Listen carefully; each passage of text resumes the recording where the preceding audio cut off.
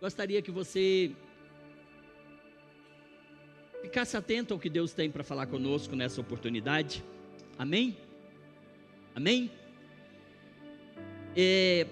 Eu quero falar com os irmãos sobre princípios bíblicos, sobre finanças. Princípios bíblicos sobre finanças. Das 38 parábolas mencionadas por Jesus nos evangelhos, registradas nos evangelhos, quase a metade está relacionada com dinheiro ou valor monetário. De 38, 16 delas, Jesus vai estar falando sobre dinheiro. A Bíblia fala mais sobre dinheiro do que sobre pecado. A Bíblia, ela é rica em ensinamentos sobre dinheiro. E por que eu vou falar sobre isso hoje? Primeiro, porque é bíblico, está na palavra de Deus, e tudo que está na palavra de Deus deve ser ensinado. E depois é pelo motivo de, estudando um pouco sobre esse assunto, eu me deparei com uma pesquisa do SPC do Brasil. Essa pesquisa, ela dá conta que o consumidor médio brasileiro, ele gasta mais do que ganha. O consumidor médio brasileiro gasta mais do que ganha. Essa pesquisa dá conta que o consumidor médio brasileiro não guarda dinheiro.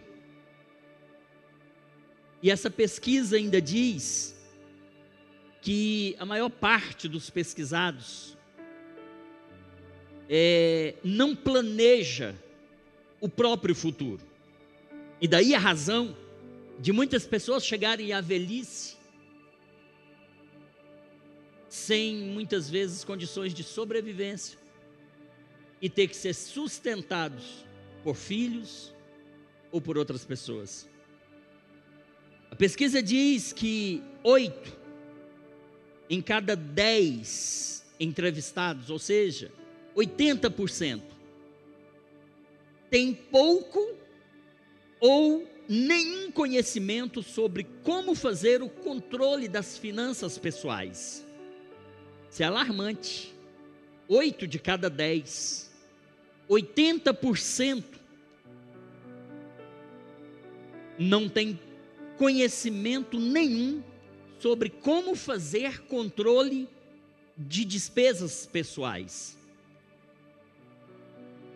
E essas pesquisas, elas dão conta que somente 18% dos entrevistados têm conhecimento total sobre o fluxo de receitas e despesas do orçamento pessoal. A maioria, 71%, tem apenas conhecimento parcial de suas finanças e outros 10% têm baixo ou nenhum conhecimento. Esses dados, eles são preocupantes e são alarmantes, né? A gente vai perceber que isso é de fato uma realidade. Isso é de fato uma realidade. E eu tenho certeza que dentre nós aqui, muitos se enquadrariam nesses mesmos quesitos pesquisados, de forma a corroborar com os dados levantados. E essa pesquisa, ela é bastante ampla. Essa pesquisa diz que 36% dos pesquisados deixou de pagar ou pagou com atraso alguma conta ou empréstimo nos últimos meses. 36% deixou de pagar ou pagou com atraso alguma conta ou empréstimo nos últimos meses. 38% dos que possuem conta corrente em banco entraram pelo menos uma vez no cheque especial nos últimos meses. 40% dos que possuem cartão de crédito deixaram de pagar a fatura do cartão integralmente, pagou só o parcial nos últimos meses. Cheque especial e cartão de crédito são as modalidades que cobram os juros mais altos do mercado financeiro. O atraso no pagamento dessas contas tem consequências perigosas para o consumidor, alerta o SPC, Sistema de Proteção de Crédito do Brasil. Na matéria, ainda há informação de que mais da metade dos entrevistados, 51%, que possuem conta em banco, fecharam o último mês dessa pesquisa no vermelho ou no 0 a 0. Não ficou devendo, mas também não sobrou R$1 sequer. Essa pesquisa, ela indica uma forte correlação entre consciência a respeito das próprias finanças e a situação bancária dos entrevistados. Nessa pesquisa, notou-se que 6 em cada 10, ou seja, 60% dos entrevistados, chegaram ao fim do último mês sem ter poupado quantia alguma. Isso prova que o brasileiro não é poupador. E a constatação que se fez, com base nessas informações, é que o reflexo da cultura do imediatismo é que conduz o pensamento de grande parte dos brasileiros. O reflexo da cultura do imediatismo. O que eu quero para agora. Eu quero para já. Tendo ou não tendo dinheiro, eu vou comprar. Depois eu dou um jeito para pagar. Só que depois o jeito não chega. A dívida fica. O nome é negativado. E você está enrolado. O brasileiro não sabe esperar o momento certo. Isso é a conclusão a que se chegaram nessa pesquisa.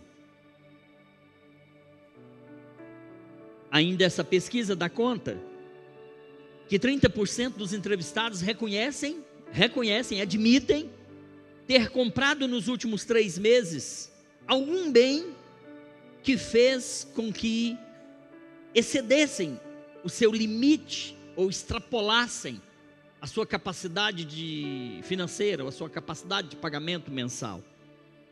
E aí, nesse quesito, os itens líderes de parcelamento são roupas e calçados, eletrônicos e eletrodomésticos. E aí vai.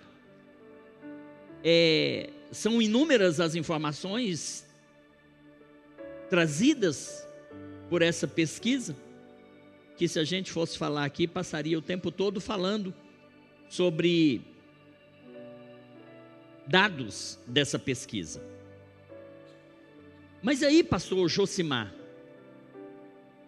nós vamos ver então o que diz a Bíblia acerca dessas questões. Porque a Bíblia é o manual do cristão. A Bíblia é o manual do crente.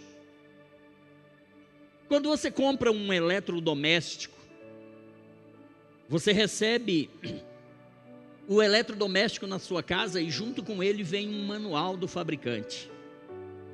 Para você seguir algumas orientações, a fim de que aquele eletrônico ele tenha uma durabilidade maior.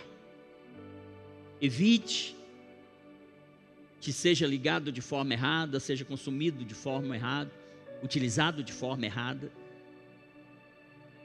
Tudo tem um manual. E nós, os cristãos também temos um manual. E o manual é esse aqui, ó. Aqui te ensina tudo. Aqui te ensina tudo. Aqui te diz como proceder em todas as áreas da vida. Aqui diz o que devemos e o que não devemos fazer. Aqui tira muita dúvida da gente. O grande problema é que, da mesma forma que dificilmente a gente lê aquele manual que vem junto com o produto que a gente compra, eu não sei vocês, mas um produto que eu compro, dificilmente, Tiago Oliveira, eu vou pegar aquele manual com aquelas letras minúsculas e vou lê-lo na sua totalidade. Só se eu tiver muita dificuldade. Um dia desse eu comprei um criado mudo e precisava montar, ele veio todo desmontado. Um monte de peça lá. E só olhando para ele ali, os parafusos, as peças e tudo, jamais eu conseguiria montar se eu não abrisse o manual e seguisse passo a passo. Mas na grande maioria, eu e você, a gente não lê manual. Estou certo ou estou errado? O grande problema é que, assim como a gente não lê o manual daquilo que a gente compra, a gente também parece que não lê o manual aqui, o Messias. Aqui ensina tudo. Então, queridos, eu quero compartilhar com os irmãos uma palavra sobre finanças bíblicas. Finanças bíblicas, ou finanças à luz da Bíblia, ou princípios bíblicos de finanças.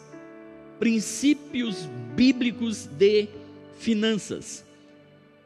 E aí, vejam bem, para tanto, eu quero ler com os irmãos o verso, e aí eu peço por favor para colocar na tela, Lucas capítulo 14, versos 28 a seguir. E quero informar também que o assunto que eu vou ministrar aqui é um assunto contido no nosso curso de líderes, e essa aula especificamente foi preparada pelo pastor Anderson Luiz, da igreja de Águas Lindas, que é um dos professores do nosso curso, e com os devidos créditos, eu quero falar sobre esse assunto com os irmãos hoje, amém? Então está aí, Lucas 14, 28. Pois, qual de vós, pretendendo construir uma torre, não se assenta primeiro para calcular a despesa e verificar se tem os meios para a concluir, se tem dinheiro suficiente para concluir essa torre? Versículo 29. Para não suceder que, tendo lançado os alicerces e não a podendo acabar, todos os que a virem zombem dele, dizendo: este homem começou a construir, o dinheiro acabou e ele não pôde concluí-la. Ou, qual é o rei que, indo combater contra outro rei, não se assenta primeiro para calcular se com 10.000 homens poderá enfrentar o que vem contra ele com 20.000? Caso contrário, estando o outro ainda longe, envia-lhe uma embaixada, pedindo condições de paz. Assim, pois, todo aquele que dentre vós não renuncia a tudo quanto tem, não pode ser meu discípulo. Ok, esse é o texto. Queridos, esse texto que nós acabamos de ler, Lucas capítulo 14, 28 a seguir, ele nos fala sobre planejamento. Planejamento. Planejamento é a base de tudo. Se a gente quiser ser bem-sucedido em qualquer projeto que viermos a fazer, planejamento é a regra vital. Sem planejamento, você está fadado ao fracasso. Sem planejamento, o seu projeto será fracassado. Jesus, nesse texto, ele está nos ensinando a fazer planejamento. Quantas pessoas você não já viu iniciando um projeto e não concluindo, tendo que interrompê-lo no meio porque faltou recursos para a conclusão. Quantas pessoas você não já viu? Comprou um terreno, vou construir a casa dos sonhos, e aí começa, e aí faz um belo projeto, e não consegue concluir, porque não fez o planejamento correto. Quantas pessoas não sonhou ter um carro dos sonhos, e foi ali na concessionária e comprou e dividiu em 100 parcelas, e não deu conta de pagar as parcelas, e o banco foi lá e fez busca e apreensão, porque comprou no impulso, no imediatismo, sem planejamento. Quantas pessoas vocês não conhecem que já passaram por uma situação parecida? Isso chama-se falta de planejamento. E quando nós não seguimos a orientação do manual, a tendência que existe é da gente quebrar a cara. A tendência, a probabilidade que existe é de tudo dar errado. E aí entra essa questão do imediatismo, pastor. E aqui vai uma palavra para os recém-casados, aqueles que estão começando a vida.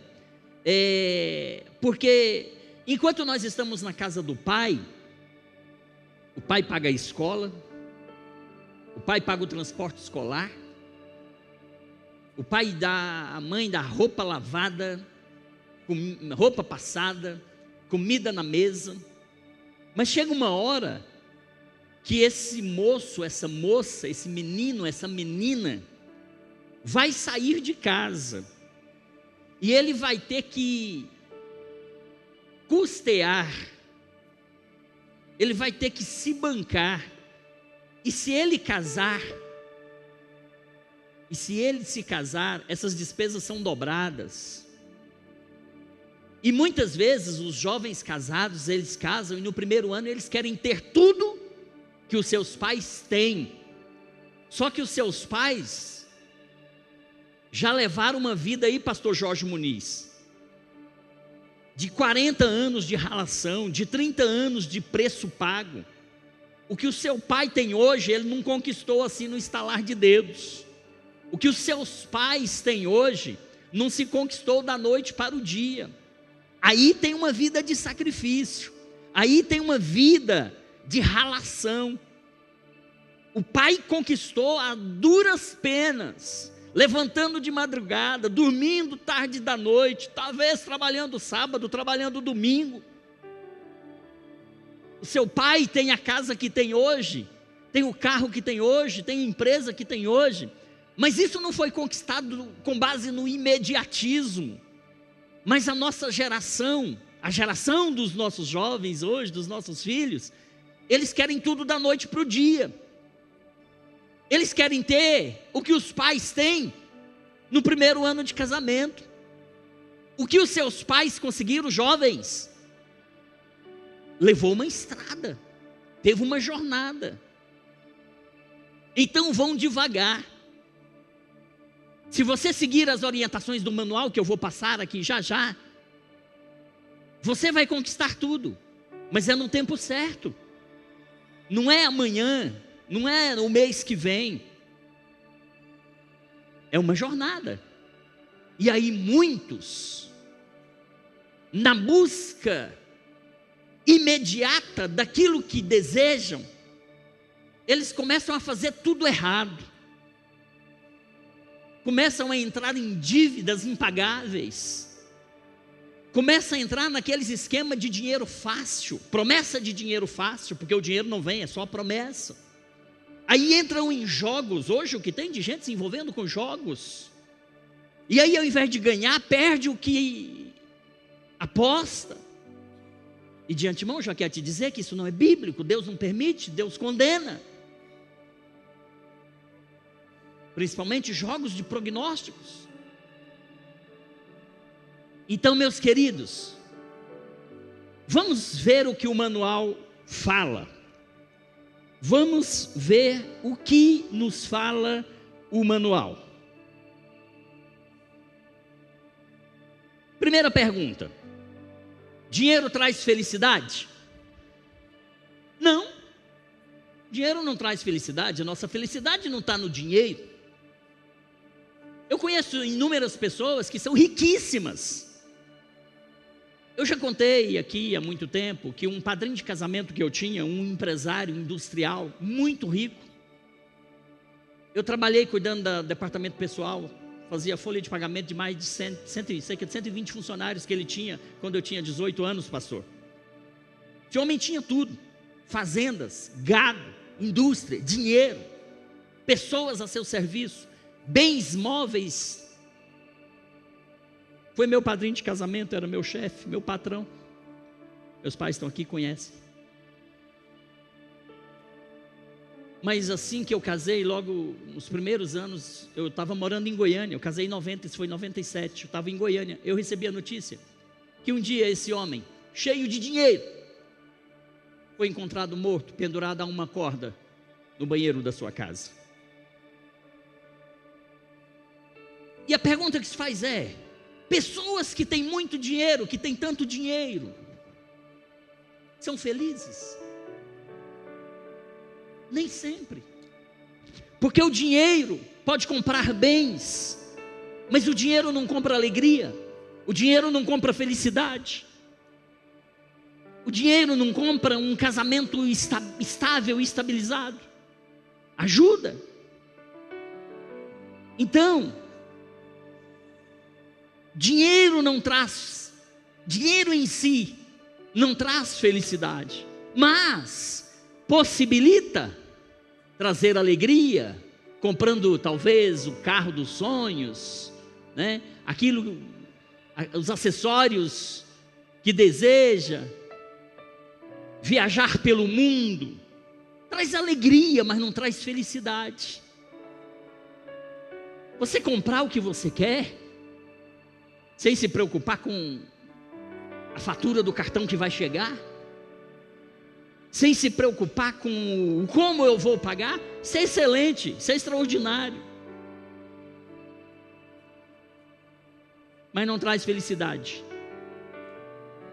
Porque o dia que apenas um vírusinho do tamanho ou semelhante ao do coronavírus, o dia que ele bater a porta, não vai ter dinheiro que vai eliminar o perigo, que vai neutralizá-lo, e ele vai atingir pequenos e grandes, pobres e ricos, negros e brancos. Dinheiro não resolve tudo. A única coisa que resolve tudo, a única pessoa que resolve tudo para a gente chama-se Jesus, e está no manual. O manual nos diz que quem tem Jesus, meu irmão, vai ter tribulação, vai ter luta, mas vai ter a companhia daquele que, ainda que você seja lançado numa cova de leões, o leão não vai te estraçalhar. Ainda que você seja lançado numa fornalha de fogo, a chama dele não arderá em ti. Ainda que você tenha que passar pelo meio dos rios, as águas não te afogarão. Esse sim pode te livrar, esse sim pode te salvar, esse sim pode curar uma enfermidade incurável, esse sim pode ressuscitar um morto, esse sim pode dar a vida eterna. Mas com dinheiro não se compra a vida eterna. Então, está aí. A gente precisa então fazer uma avaliação. Nesse versículo, ele nos aconselha a avaliar a nossa condição. No texto que nós lemos, qual é aquele homem que, pretendendo construir uma torre, não se assenta primeiro para ver se vai ter os meios ou as condições financeiras para concluir? Qual é o homem que, querendo construir uma casa, uma mansão, não se assenta primeiro para avaliar o custo da obra, para saber se vai ter condições de concluir ou não? Porque se o seu dinheiro não der, faz um projeto mais modesto, faz um projeto que caiba no seu orçamento, que caiba no seu bolso. Espere o momento certo para você subir esse degrau. O grande problema é que as pessoas hoje querem estar num status acima da sua capacidade. Sua capacidade financeira lhe permite estar no nível 2, mas você quer estar no nível 3. A sua capacidade financeira lhe permite estar no nível 3, mas você quer estar no nível 4. E é sempre assim. Porque você nunca se satisfaz com aquilo que você tem. Você sempre quer mais. E não espera o momento certo de alcançar o mais. Então Jesus, ele está nos ensinando sobre planejamento. A economia diz que os desejos são infinitos, mas os recursos não. Você pode sonhar, você pode planejar ir à lua. Sonhar você pode, desejar você pode, planejar isso. Agora, o que vai lhe possibilitar alcançar a realização disso que você sonha, são os recursos. E os recursos são finitos. Os recursos não são infinitos. Quando a pessoa não faz planejamento e gasta sem planejar, vai lhe trazer uma série de consequências. Vai lhe trazer uma série de consequências. Por quê? Porque vai haver um desequilíbrio econômico-financeiro. As contas não vão bater. As contas não vão fechar. Você vai chegar no final do mês e vai ter mais débitos do que receitas, mais despesas do que receitas. Vai chegar no final do mês e você vai perceber que o dinheiro não deu para pagar algumas contas, e algumas contas vão ficar em aberto. E essas contas poderão acumular com outras que já estão programadas para o próximo mês, e elas vão se avolumar, e elas vão te deixar num beco sem saída. Então, quando há o desequilíbrio econômico-financeiro, ele vai lhe causar uma série de consequências. Primeiro, quando houver o desequilíbrio entre receita e despesa, a primeira consequência, a primeira causa decorrente desse desequilíbrio são as dívidas. Você vai entrar em dívidas. E aí, o pior, vai começar a surgir os problemas familiares. As estatísticas dão conta que a maior parte dos problemas conjugais, a maior parte da causa dos problemas conjugais, a maior parte da causa dos problemas conjugais são problemas financeiros. As estatísticas dão conta que a maior parte, ou a causa mais frequente de separação ou de divórcios são as finanças. São casais que não se entendem quanto ao dinheiro. É o marido que aufere a sua renda e não presta conta para a esposa. Tem um salário até considerável, mas a esposa chega e diz: eu não sei para onde vai esse seu dinheiro, eu não sei o que você faz com esse dinheiro, você não bota nada aqui dentro de casa. Talvez você já tenha ouvido essa frase em algum lugar.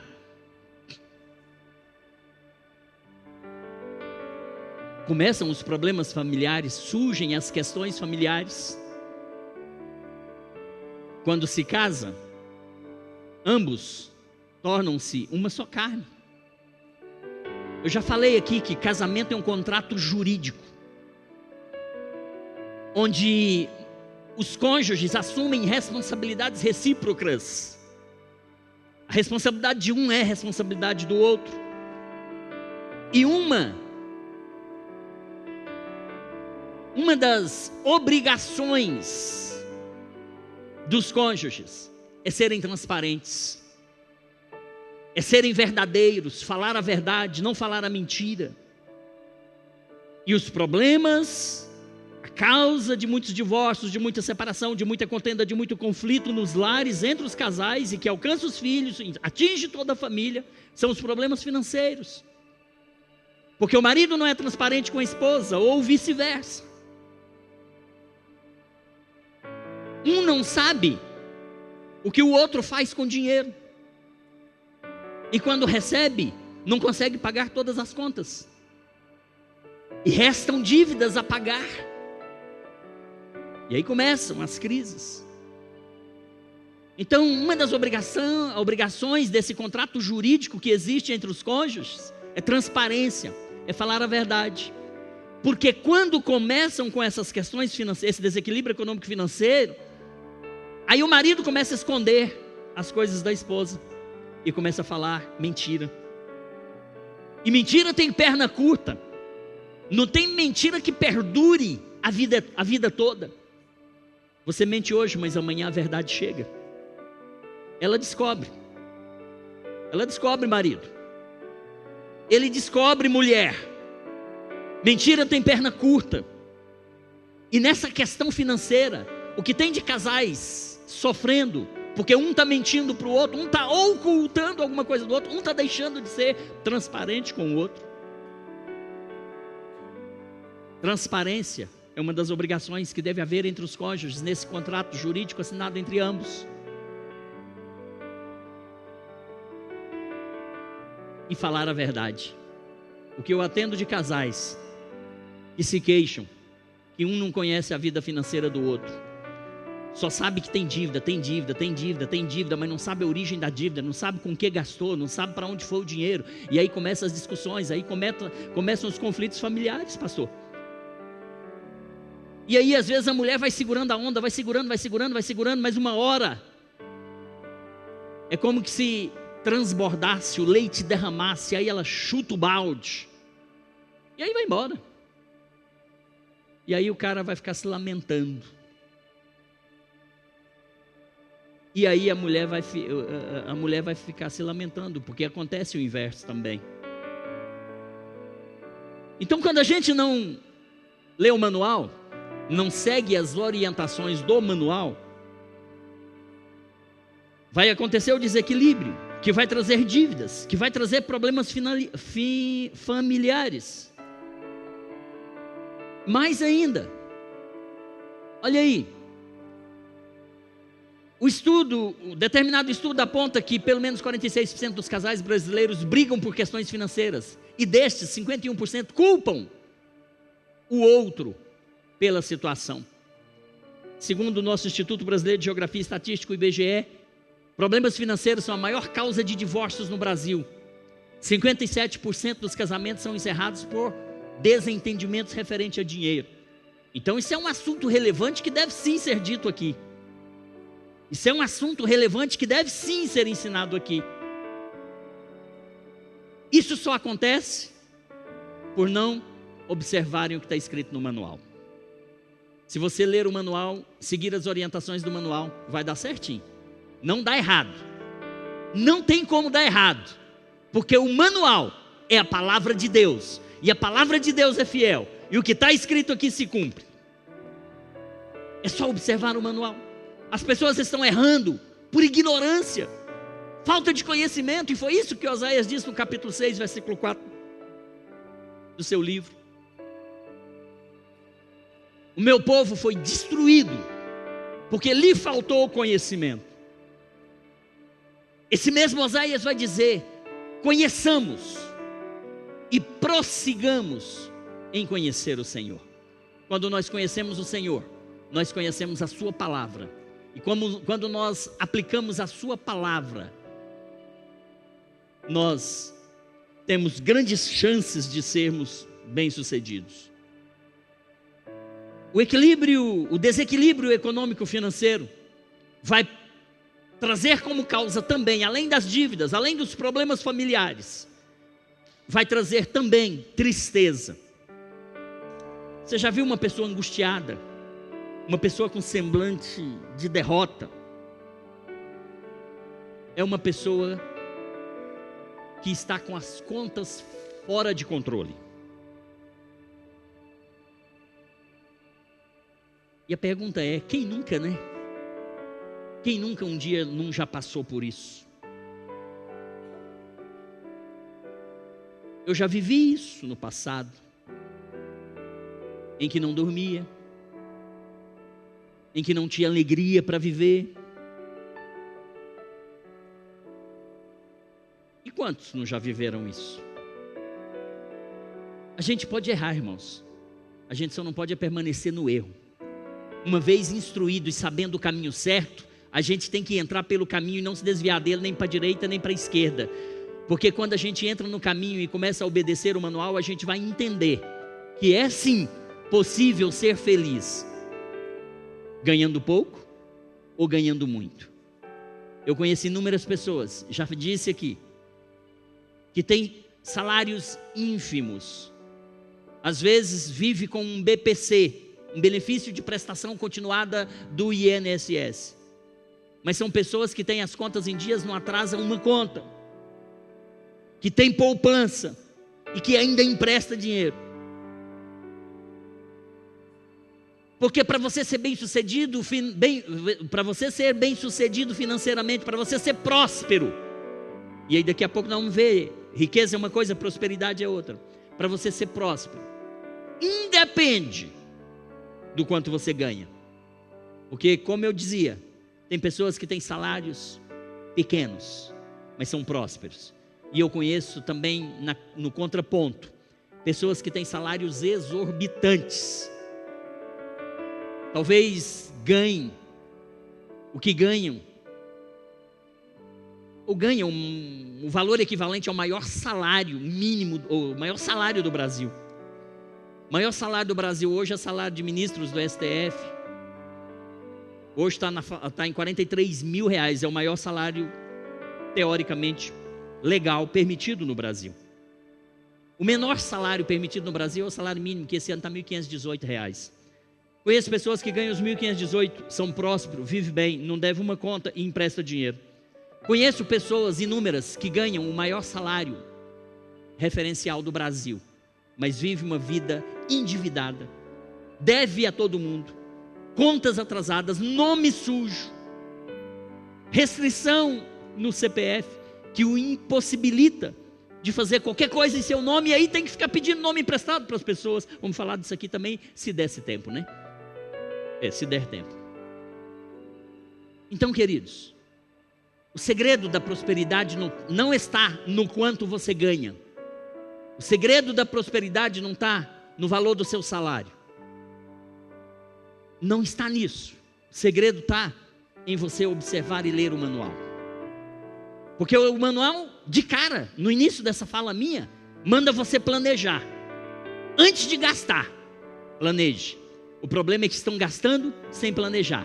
Aí depois tem aquele monte de contas que você não tem nem coragem de enfrentar a realidade, que é parar para fazer as contas.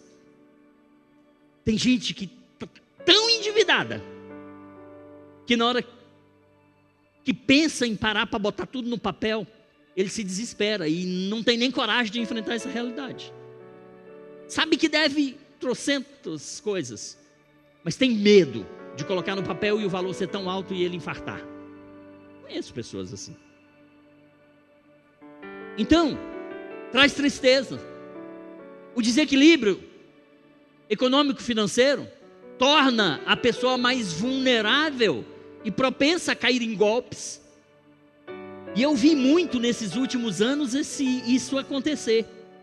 Pessoas querendo ganhar dinheiro fácil, ofertas mirabolantes, propostas que diziam que se você botasse, pastor André, 10 mil na sua mão, no mês que vem só devolvia 30.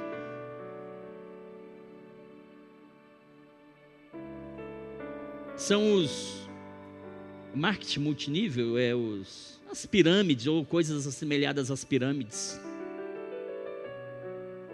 São me fugiu o nome, os jogos aí, os bets também, mas era um outro antes dos bets. Mas as pessoas recebiam propostas e o povo ia caindo nessa, irmãos. Até as criptos também, algumas criptomoedas, a gente também levou muito cano com as criptos. Aqui mesmo tinha uma criptomoeda aqui na região de Vicente Pires que deu cano em tanta gente. Os empresários deu cano em tanta gente. E aí essas questões, irmãos, a pessoa está vulnerável. Bem, eu vou resolver o meu problema. Pastor André chegou para mim e disse que se eu aplicar ali eu vou ganhar. E aí ele bota tudo que tem lá. Primeiro mês dá certinho. Segundo, terceiro, quarto mês, a empresa fecha, tira o site do ar, desaparece e você fica chupando o dedo devendo a Deus e o mundo. Você está vulnerável porque está cheio de dívidas. Há um desequilíbrio econômico-financeiro nas suas contas. E você, de alguma forma, quer recuperar isso. Cuidado. Eu vou ler alguns textos bíblicos daqui, logo adiante, que vai esclarecer tudo isso para você. Desequilíbrio econômico-financeiro vai causar dívidas crescentes, vai causar isolamento. A pessoa fica tão envergonhada, pastor, que ela não quer estar no meio do povo. Ela quer ficar em casa, trancada num quarto, ela se isola. Porque se ela chegar aqui na igreja, ela deve para um bocado de gente aqui que ela não quer nem ver as pessoas. Se isola, se envergonha. Tudo isso são causas de desequilíbrio das contas. Esse isolamento ele vai vir acompanhado da depressão, da ansiedade, do desejo até de autoextermínio, tirar a própria vida. Tudo por conta de falta de planejamento lá no começo.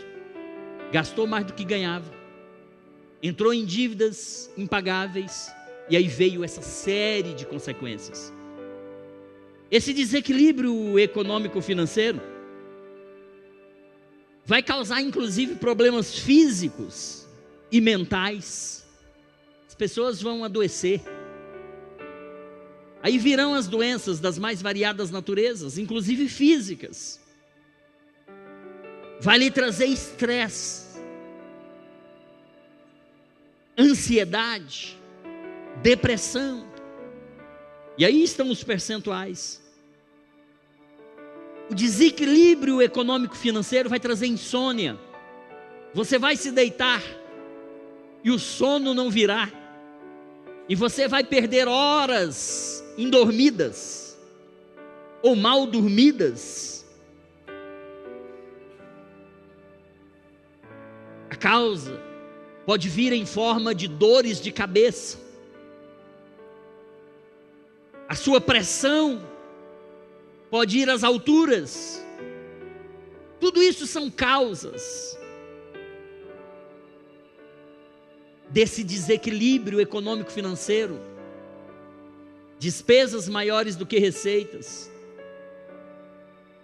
E aí eu abro um parênteses aqui para dizer que nessas horas, normalmente as pessoas cometem o maior erro da vida. Porque quando as contas estão desequilibradas, o primeiro corte que você faz é deixar de entregar o seu dízimo, é deixar de ser ofertante. E esse é o maior erro que toda pessoa comete. Eu já testemunhei aqui que de 83 a 86, eu era adolescente, eu estava fora da igreja, eu trabalhava de office boy na Embrapa. Eu não estava indo para a igreja. Mas quando eu recebia o meu salário, que era depositado no Banco Progresso, na 503 da W3 Sul, banco número 003, vocês não conhecem esse banco, era banco da época. Primeira coisa que eu fazia, a gente tinha que ir lá sacar. Pastor André conhece, é das antigas. Quando eu ia lá sacar, no banco, eu separava o que era de Deus. Já pegava o envelopezinho do banco, já botava dentro. Eu entregava para minha mãe, isso aqui é o dízimo, eu recebi hoje, isso é o dízimo, leva para a igreja. Quando eu não estava nem na igreja, todo o tempo que eu estava fora da igreja, eu fazia isso. Quando eu enfrentei no início do meu casamento uma crise financeira sem precedentes, eu já estava na caixa. Quando eu recebi o salário, Ailson, a primeira coisa, eu tinha 300 mil coisas para pagar. As minhas receitas não eram compatíveis com as despesas. Eu devia para todo mundo. Entrei numa crise, já contei, foi em 1990 quando o Collor assumiu e fez uma bagunça na economia. E naquela época quase todo mundo sofreu. Eu muito mais, porque eu tinha acabado de casar e tinha feito um tanto de compromisso. Mas eu recebia e tinha muitas contas para pagar. Eu esquecia as contas para pagar. Mas o dízimo era sagrado para mim. Primeiro eu tirava o dízimo. E eu estava na igreja nessa época. Eu entregava na tesouraria da igreja. Se tivesse que ficar devendo alguém, sempre tinha nessa época que eu me refiro, que o meu credor, com quem eu não adimplia, né, que eu ficava inadimplente, era um terceiro, mas jamais Deus, porque eu sabia que a minha vitória vinha de Deus, não vinha do meu credor ali, do agiota ou de quem quer que seja. Quem vai me dar a vitória é Deus, então eu tenho que ser fiel a Deus, eu tenho que continuar me mantendo na presença dEle, sendo fiel a Ele, pastor Marcelo.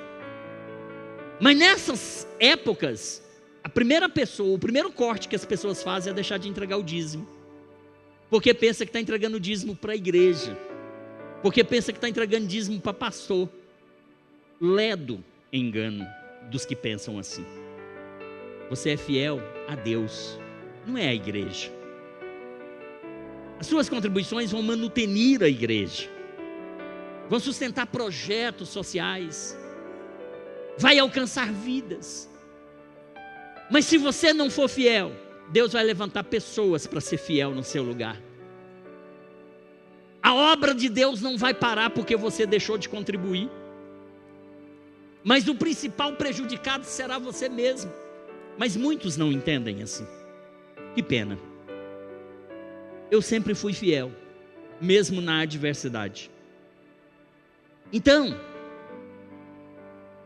seguem aqui alguns conselhos bíblicos e vamos ver o que diz o sábio Salomão no final da sua vida, quando escreveu o livro de Provérbios. O livro de Provérbios foi escrito por Salomão já no fim da sua vida, não quando ele era aquele menino recém levado ao trono, sem experiência. Aqui Salomão está no fim da sua vida. Quando ele escreve Provérbios, ele já passou por todas as experiências da vida que vocês possam imaginar. E os conselhos que Salomão traz aqui são conselhos baseados nas suas experiências. E Salomão vai então ensinar algumas coisas. Nós vamos ver alguns textos bíblicos que Salomão deixou escrito em Provérbios. Primeiro, ele está dizendo que se você não trabalhar, você não vai conseguir nada. E ele vai dizer, vai ter com a formiga ao preguiçoso. Olha para os seus caminhos e ser sábio. Porque tem muitas pessoas que estão endividadas, não é por conta do desequilíbrio econômico financeiro somente, é porque são pessoas que não querem trabalhar, são pessoas que querem viver o dia todo deitado no sofá, segurando o controle e apertando ali o dia todo. E nesse quesito a Bíblia diz que o homem é o sacerdote da casa, e como sacerdote ele é o provedor, ele é o provedor da casa. Mas tem muitos homens que botam as mulheres para trabalhar e ele fica em casa. E você arruma serviço para ele, ele fica 2 dias e pede demissão. Ele diz que o serviço é pesado demais. Ele diz que levanta muito cedo.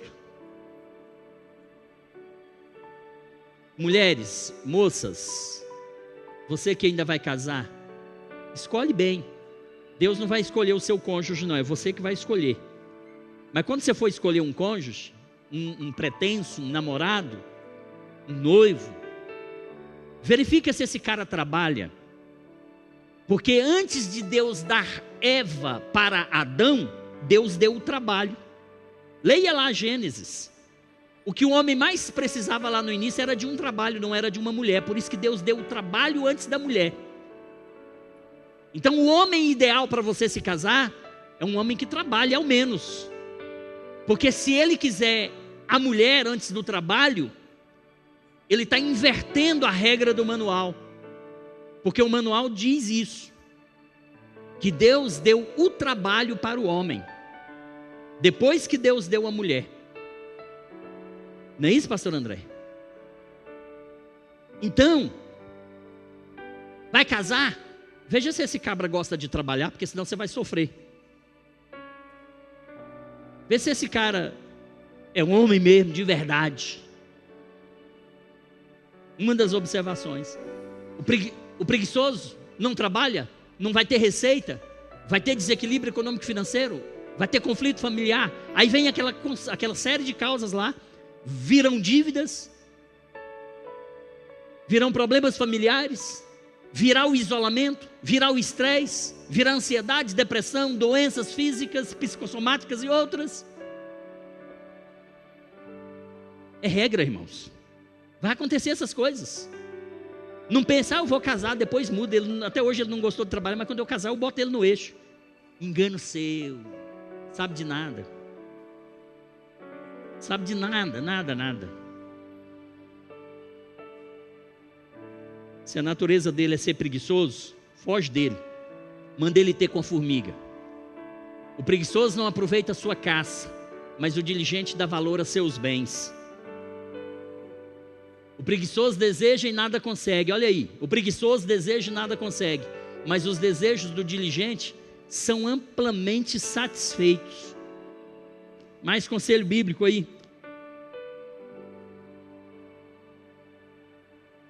Não ame o sono, ou você acabará ficando pobre. Quer dormir demais? Quer levantar meio-dia? Fique desperto e terá alimento de sobra. O preguiçoso diz: há um leão lá fora.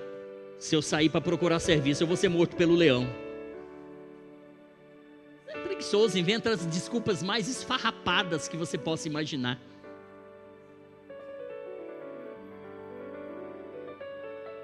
Mas vamos ver mais o que Salomão está nos ensinando. Se te mostrares fraco no dia da angústia, a tua força vai ser pequena. Ainda acerca disso, Salomão vai dizer: um pouco a dormir, um pouco a cochilar, outro pouco deitado de mãos cruzadas para dormir. Assim te sobrevirá a tua pobreza como um vagabundo, e a tua necessidade como um homem armado.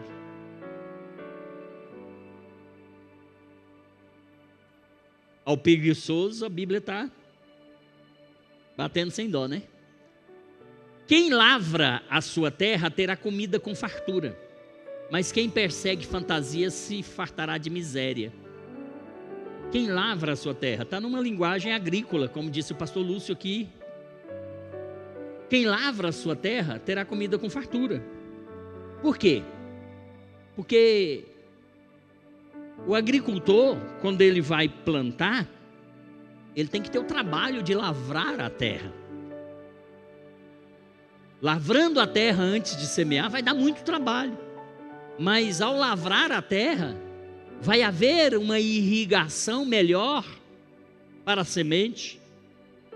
Vai criar sulcos na terra que vai impedir que as chuvas das enxurradas lave e leve a semente. Mas tem gente que não quer lavrar, joga a semente por cima da terra, a chuva vem e leva a semente. Ele lança muita semente, mas pensa: vou colher muito, estou lançando bastante semente. Mas não quer se dar o trabalho de lavrar a terra, que é a parte mais pesada. Ele não lavra, o que lavra vai ter comida com fartura. Mas quem quer viver só de fantasia, vai passar fome, viu? Vamos lá. E aí o que Deus vai dizer? Deus vai dizer: comigo estão riquezas e honra, prosperidade e justiça duradoura. Não é provisória, é duradoura. Quando a Bíblia diz: comigo estão riquezas e honra, prosperidade e justiça, a Bíblia está distinguindo riqueza de prosperidade. Já falei sobre isso aqui em outro momento. Riqueza é uma coisa, prosperidade é outra. Vai existir pessoas que são muito ricas, mas que não são prósperas. Vai existir outras pessoas que não são tão ricas, mas que serão prósperas. E Deus, Ele está dizendo: comigo está, ou estão, riquezas e honra, prosperidade e justiça, que permanece, duradoura. A Bíblia ainda vai dizer: não seja como aqueles que com um aperto de mãos empenham-se com outros e se tornam fiadores de dívidas. Fique atento. Conheço inúmeras pessoas que estão com seus nomes destruídos, seu cadastro todo negativado, seu CPF todo negativado, SPC, Serasa, Procuradoria-Geral da Fazenda, para tudo quanto é lado que vocês possam imaginar. Não pode abrir uma conta, não pode ter um cartão de crédito, não pode alugar um imóvel se necessitar, porque o nome está todo sujo. Mas qual foi a causa? É porque ele tem um desequilíbrio econômico financeiro? Não. Ele paga as contas dele em dias. Ele é sério nos seus negócios, mas emprestou o nome para alguém, foi avalista de alguém. A Bíblia fala: não faça isso. Não seja como aqueles que num aperto de mãos empenham-se com outros e se tornam fiadores de dívidas. Vocês devem ter já ouvido falar de alguém, ou quem sabe você já foi vítima, de alguém que você avalizou. Ele não deu conta de pagar a dívida e sobrou para você. E para você manter o seu bom nome, você acabou tendo que pagar. Ou você também não conseguiu pagar. Ele não pagou, você não pagou e hoje seu nome está sujo. Não seja avalista de ninguém. Se você vier a ser avalista de alguém, faça um seguinte cálculo: eu vou ser avalista, mas eu estou sabendo que se ele não pagar, eu tenho que pagar. Não seja avalista de alguém se você não consegue pagar a dívida que você está assinando, porque se ele não pagar, você também não vai pagar, o seu nome vai ficar no lixo, na lama. Eu até avalizo uma ou outra pessoa muito próxima, mas muito raro, mas só se eu souber, pastor Lúcio, se ele não pagar, eu tenho condições de pagar, eu assumo o risco, eu pago, eu dou para ele, estou sendo generoso, eu estou abençoando. Nessas condições, sim. Mas se o contrato que você vai assinar, você não tem dinheiro para pagar, se ele não pagar, e você não tem dinheiro para pagar, você vai perder seus bens, você vai perder sua casa, você vai perder seu carro, você vai perder seu patrimônio. Então nunca seja avalista de ninguém, a não ser que você seja sabendo que, se ele não pagar, tranquilo, está de boa, não vou cobrar dele, eu vou lá e pago, está resolvido, porque eu quero abençoá-lo mesmo assim. Se você não tem condições, não coloque o seu patrimônio em risco. O manual está dizendo isso. Tá certo? Tem muitos casos que a pessoa pede dinheiro emprestado. E em alguns casos eu falo: não, vamos fazer o seguinte, eu não vou te emprestar, eu vou te dar. Porque eu sei que ele não vai pagar e eu não quero me estressar com ele. Então, se for o caso, pastor, acabou o gás aqui em casa, me empresta aí R$200 para me comprar um botijão de gás. Eu sei que eu vou emprestar, não vou receber. Não, vamos fazer o seguinte: está aqui o dinheiro do gás, não precisa de você me pagar, porque eu já sei, e eu não quero me estressar, e não quero que depois que o irmão fica com vergonha de mim, venha olhar: não, eu não vou lá porque eu estou com vergonha do pastor, porque eu estou devendo para ele. Não, você não está me devendo nada, mas só se tiver dentro da minha capacidade, irmão. Se não tiver, eu falo: desculpe, eu não tenho condições, vou ficar te devendo essa. Mas não faça aquilo que você não pode fazer. Não empresta seu cartão de crédito, não empresta, hoje não usa, não empresta cheque, não empresta seu nome. Não faça isso em nome de Jesus, para você não se enrolar. A Bíblia vai dizer ainda, queridos, olha só: com sabedoria se edifica a casa, e com o entendimento ela se estabelece.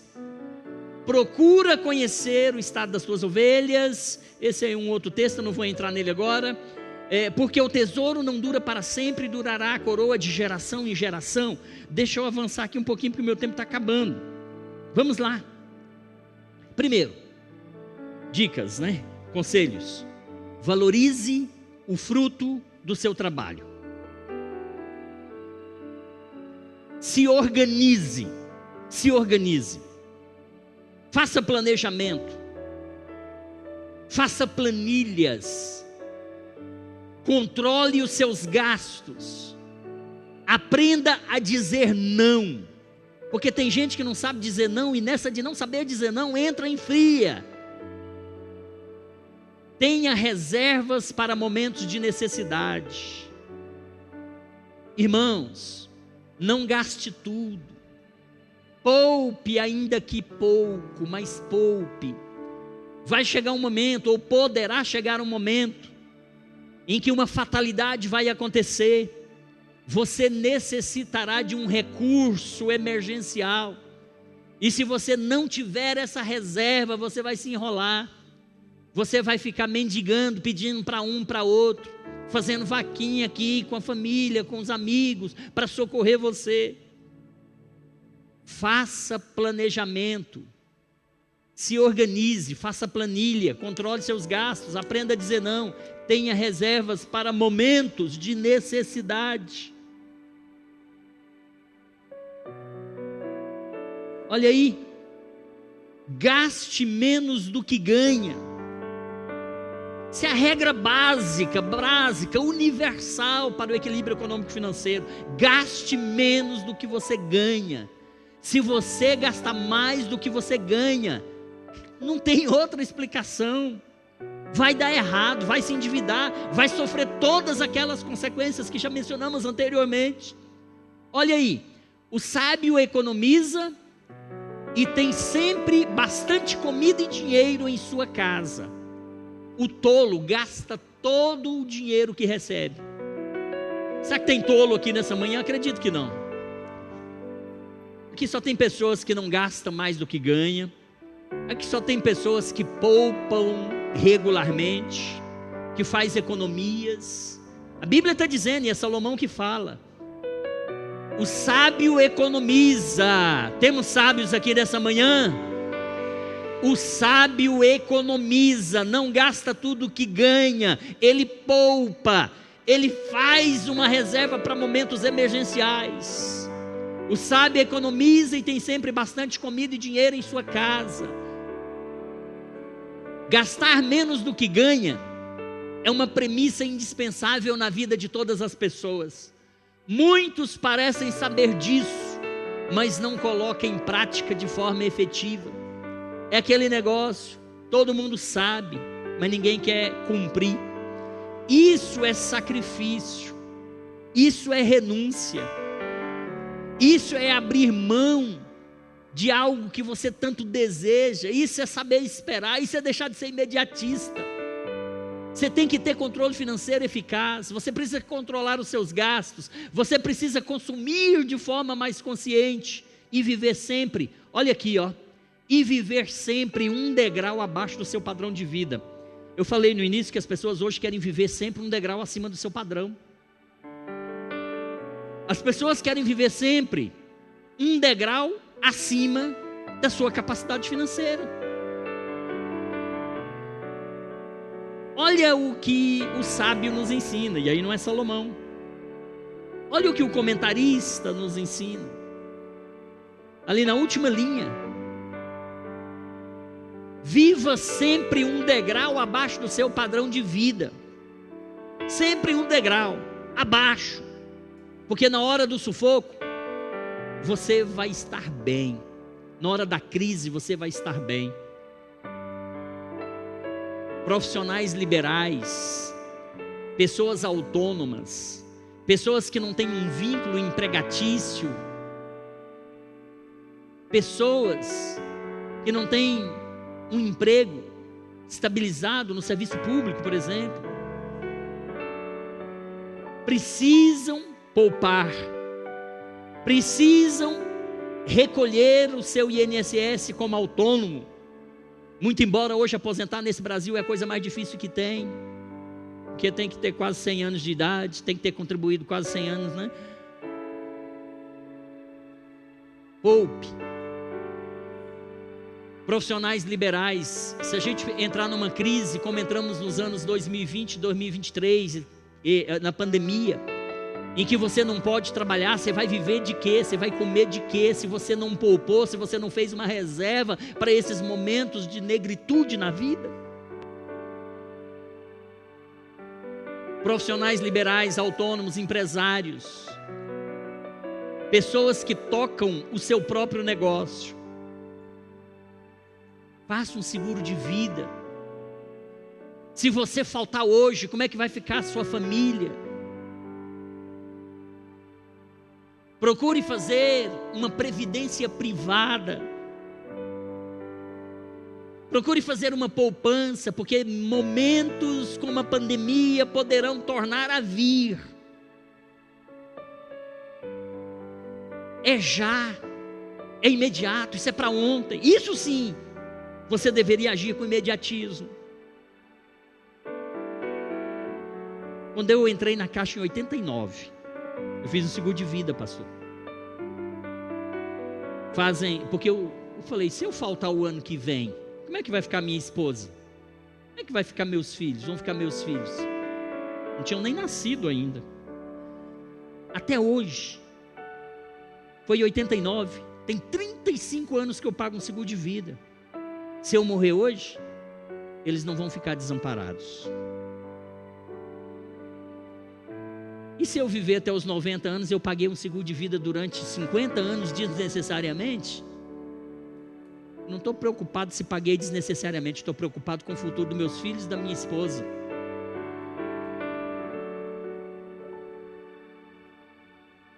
Eu já me preparei para os meus 65 anos, pastor. Depois de 65 anos eu não quero estresse na vida. Eu não quero preocupação com essas questões. Com 65 anos eu tenho uma deficiência, os irmãos sabem, e eu não quero dar trabalho para ninguém. Já falei para os meus filhos, olha, se eu ficar inválido aqui numa cadeira, contrata aí um cuidador, bota aí, vão viver a vida de vocês. Ah, mas para contratar um cuidador, para contratar um home care, que hoje é caro. Eu já preparei para isso, irmãos. Porque eu não sei como é que vai ser amanhã. Você está vivendo hoje como que se a vida acabasse hoje aqui. E se acabar, você não está preocupado com os seus? Gente, vamos pensar nisso. Vamos pensar nisso. Faça uma previdência privada. E um detalhe, comece cedo. Quanto mais tarde você começar, mais caro vai ficar. Quanto mais cedo você começar a se planejar para uma aposentadoria particular, é melhor. Ah, pastor, mas eu não tenho dinheiro. Irmão, comece aí com R$50, comece com R$100. Na medida que Deus for te abençoando, você vai aumentando esse aporte e as coisas vão acontecendo. Mas não dê, quando eu tiver 30 anos, quando eu tiver 50 anos eu começo. Quanto mais cedo você começar, mais fácil você vai alcançar. Então, olha aí, você deve viver sempre um degrau abaixo do seu padrão de vida. Olha esse daí, o que a Bíblia está nos ensinando, o que o manual nos recomenda. Evite dívidas. Evite dívidas. Olha aí, o rico domina sobre os pobres, e o que toma emprestado é servo do que empresta. Evite. Se você tiver que tomar crédito com alguém, toma numa instituição financeira, nunca com uma pessoa física, nunca com um amigo, nunca com um parente, nunca com um agiota. Porque o agiota, ele não quer nem saber, se preciso for, ele vai com a arma lá na sua casa, vai arrancar até a sua roupa do corpo para reaver aquilo que ele lhe emprestou. A instituição financeira, por uma situação inesperada que acontecer na sua vida, você vai lá, você vai parcelar, você vai renegociar, você vai pausar, você vai discutir, você vai rever juros, você vai negociar. E a lei lhe permite isso. Mas se você pegar com alguém da sua família e você não pagar, você perde o amigo. Você perde o amigo. Se for com um agiota, ele vai com a arma na sua casa até atrás de você. Segundo, quando contratamos um empréstimo, estamos em dívida com alguém, seja com um banco, uma financeira, uma loja ou até mesmo um parente, ficando à mercê de juros altos, em alguns casos até abusivos. Olha, agiota, ele vai sempre lhe emprestar com juros, no mínimo o dobro do praticado no mercado financeiro. Então, se você consegue um empréstimo ali no banco com taxas de 3%, ele vai te emprestar a 6, a 7, a 10. Então, fuja de juros altos. Fuja de utilizar o cartão de crédito e pagar só o parcial. Isso não existe. Os juros do cartão de crédito são os juros mais altos do Brasil. Só compre no cartão de crédito se você conseguir pagar a fatura toda. Se você comprar pensando em pagar só o mínimo, você está enrolado. Daqui a pouco você vai perder o cartão.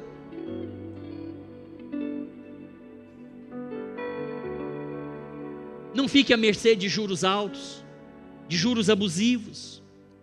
Além de constrangimentos quando não conseguimos honrar o nosso CPF é negativado, ou ainda pior, quando um amigo ou familiar nos expõe porque nós estamos em débito. Já falamos disso, mas tornamos a falar. Poupe e invista regularmente.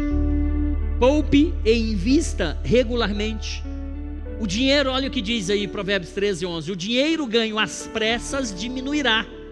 Olha aí, a promessa do dinheiro fácil, do dinheiro rápido. Salomão está dizendo que aquilo que você ganha às pressas diminuirá. Mas quem ajunta o dinheiro aos poucos terá cada vez mais. Alguém pensa, eu não vou abrir uma poupança porque eu não consigo depositar uns R$500 por mês. Vou esperar ter condições para depositar aí uns R$1.000 por mês, que aí vou ver o resultado. Não é isso que a gente deve fazer, não. Salomão, o manual está dizendo que a gente tem que fazer aos poucos. E você fazendo aos poucos, você vai ver isso crescer cada vez mais.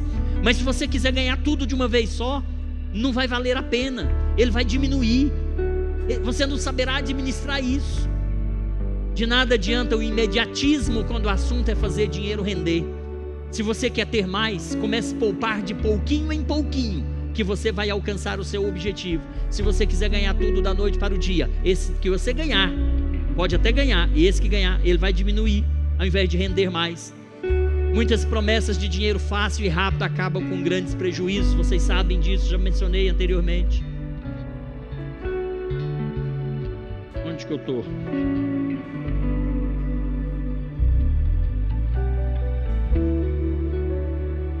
Poupe e invista regularmente.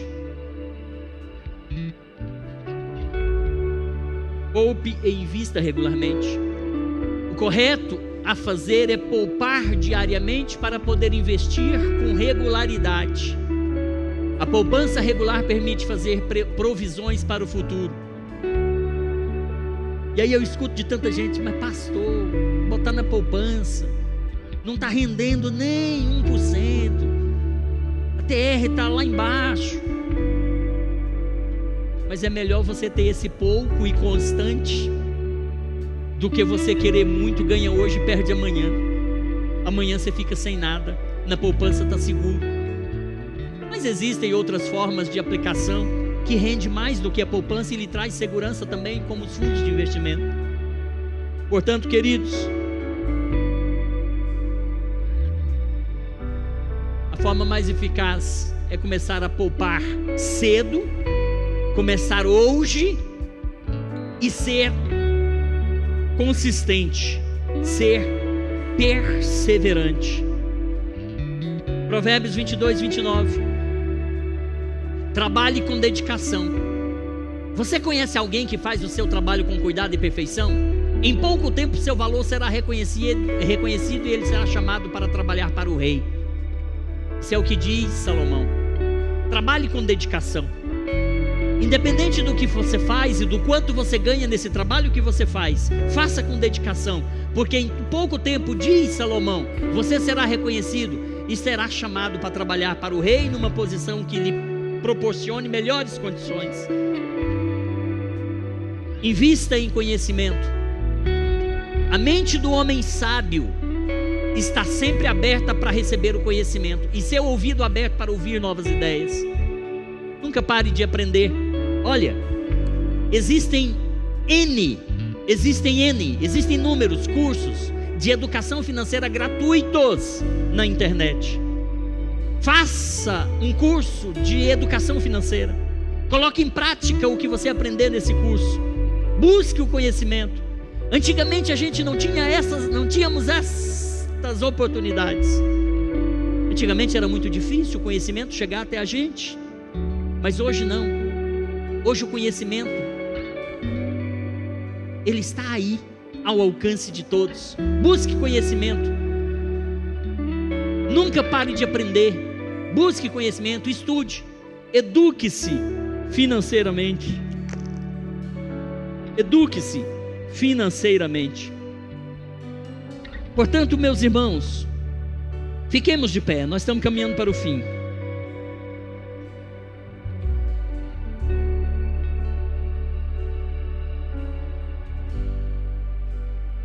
Trabalhe com dedicação, invista em conhecimento, elabore um orçamento. Elabore um orçamento. Lembra do texto inicial? Lucas 14, 28. Aquele que começa a construir uma coisa. Quem é aquele que, pensando em construir uma torre, primeiro não se assenta para fazer o planejamento, para ver se vai conseguir fazer toda a obra, né? Olha aí. Adquirir o hábito de manter registros, saberá exatamente quanto custa tudo. Saberá quais são as suas despesas básicas de vida. Saberá quanto custam os luxos adicionais do seu estilo de vida. Isso ajudá-lo a desenvolver um plano de orçamento realista. Irmãos, registros. Aprenda a registrar tudo. Eu disse em meio da minha fala lá no início que as pessoas, elas gastam e não sabem com que gastam. Chega no final do mês, um cônjuge diz para o outro: mas o que você fez com o dinheiro que você ganhou esse mês? Que para casa você não trouxe nada. Eu paguei conta, eu fiz isso, fiz aquilo. Mas nunca apresenta uma planilha, nunca apresenta um registro. Eu sou muito adepto dessa coisa de registros. O pastor André sabe disso. O pastor Marcelo sabe disso. A nossa igreja foi fundada em 2001. Nós temos hoje registrado, pastor Lúcio, desde a fundação da igreja em 2001, num sistema, todas as receitas e despesas da igreja. Se eu precisar saber quanto que em abril de 2012, quando a gente inaugurou essa igreja, se eu precisar saber quanto foi a receita, quanto que a gente gastou e com o que a gente gastou, está tudo registrado, com um clique a gente tem essas informações. A gente trabalha com análise de números, análise de dados, para avaliar crescimento, para avaliar prospecção de futuro. Eu sou muito adepto disso. Minhas planilhas financeiras de Excel, desde quando eu estava na Caixa Econômica, 2000, comecei em 98 especificamente, foi quando consegui comprar um computador, primeira vez. Mas tem planilha de mês a mês. Se eu quiser saber minhas despesas num determinado mês, há 10 anos atrás, eu puxo uma planilha, nesse mês, há 10 anos atrás, nesse mês o meu salário era tanto, eu ganhei tanto, eu paguei todas essas contas aqui, ficou faltando tanto, tudo planilhado, registro. Se você não registra, você não sabe com o que você está gastando, você não sabe para onde está indo seu dinheiro, você não sabe o que você pode cortar, o que você pode eliminar, você não sabe o que você pode fazer. O pastor Lúcio é contador, ele sabe disso também, ele faz isso também.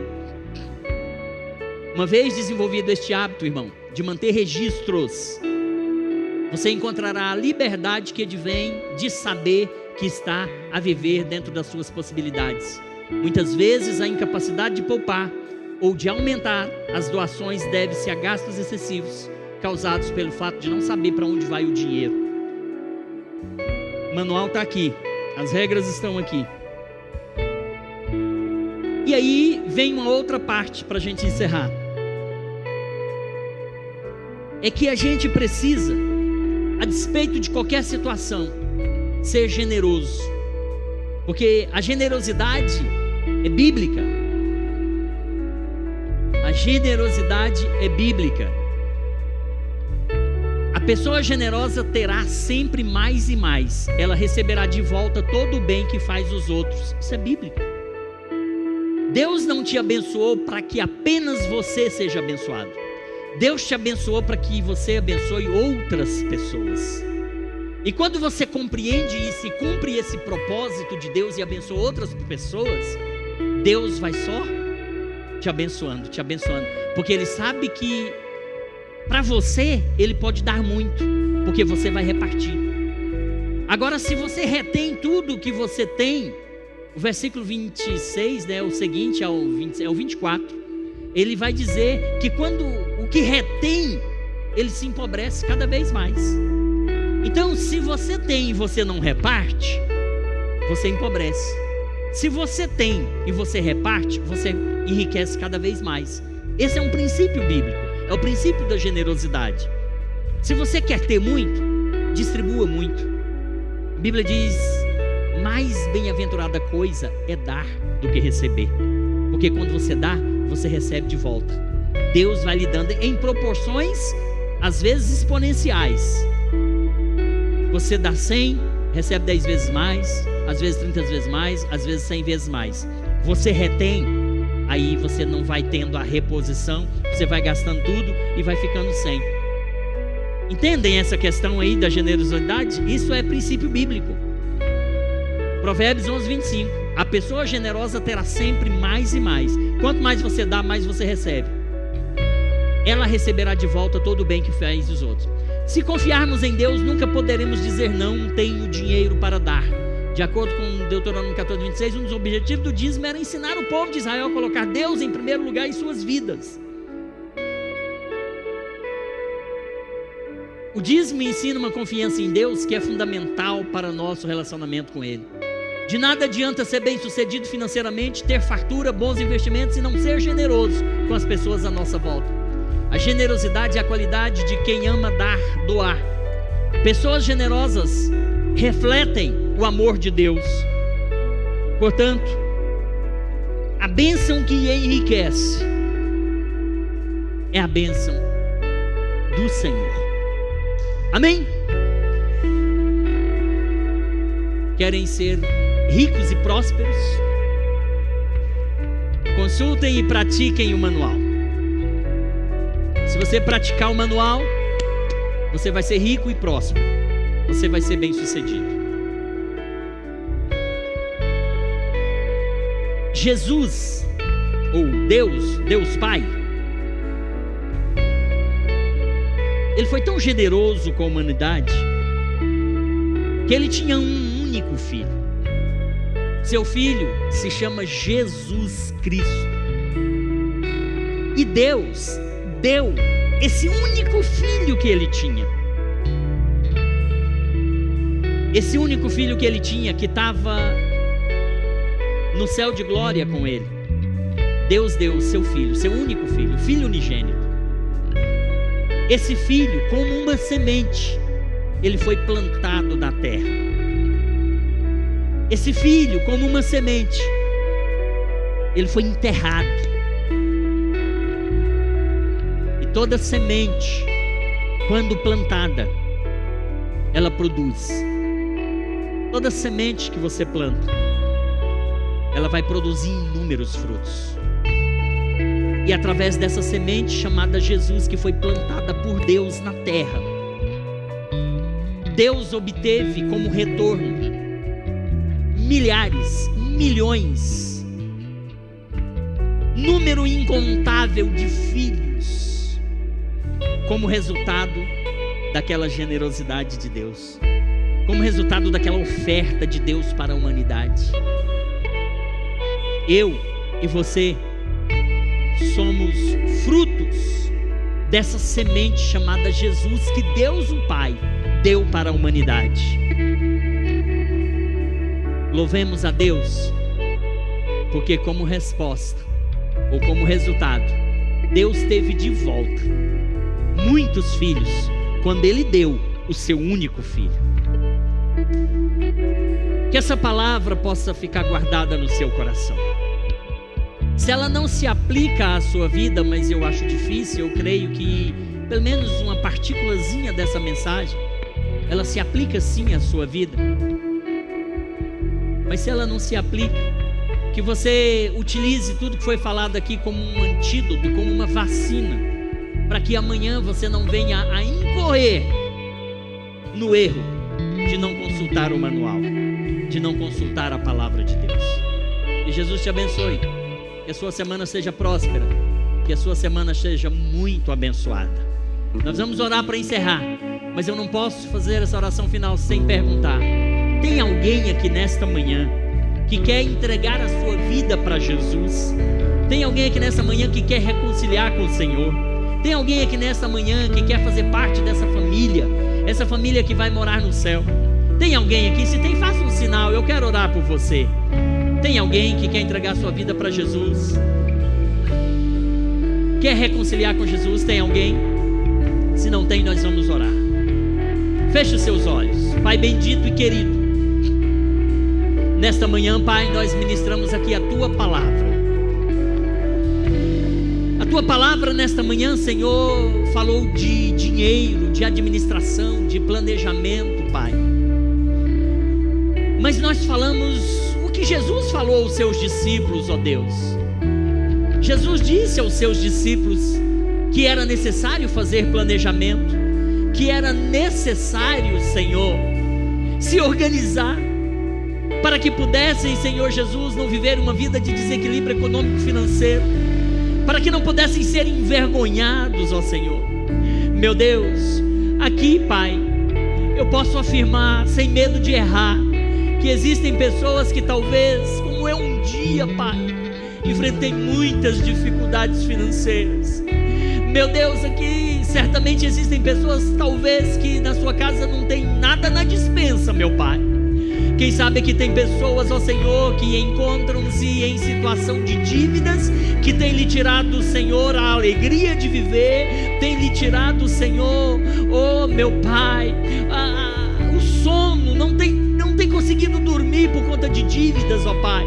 Deus, em nome de Jesus, ensine cada uma dessas pessoas a serem, Pai, melhores administradores daquilo que ganha. Senhor, ganhando pouco ou ganhando muito, todos nós podemos, Pai, viver uma vida equilibrada, viver uma vida debaixo de um planejamento, planilhada, ser, Pai, investidores, poupadores e termos uma reserva para os momentos de adversidades que às vezes surgem diante de nós. Em nome de Jesus, eu abençoo cada um nesta manhã, que o Senhor possa abrir a mente, abrir o entendimento, abrir o coração, que eles possam entender, Pai, que é necessário gastar menos do que ganha, Pai, para que eles possam sim ser poupadores, investidores e possam, Pai, viver uma vida feliz, Pai, uma vida alegre, uma vida maiúscula, Senhor. Deus, em nome de Jesus, eu abençoo a Tua igreja nesta manhã. Amém, amém, amém. Estenda assim a sua mão. Pode aplaudir Jesus enquanto tomo água.